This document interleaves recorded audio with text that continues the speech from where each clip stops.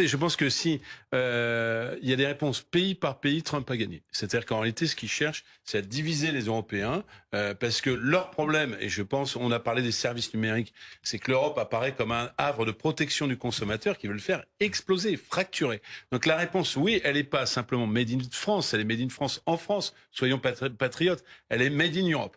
Je donne un exemple très précis. Madame von der Leyen a annoncé un plan de réarmement de 800 milliards d'euros. C'est quand même un levier très important. Eh bien, il faut que les Européens, comme le font les Français, achètent de manière principale Made in Europe. Et je peux vous dire que, notamment dans le secteur automobile, où il y a des difficultés de restructuration, il y a déjà des industries de défense qui prennent le relais. Si on achète Made in Europe, on répond à une partie du problème. Ensuite, il faut, parce que si les Chinois sont si forts sur la voiture, c'est qu'ils ont fait le choix de la décarbonation, c'est-à-dire passer à l'électrique massivement.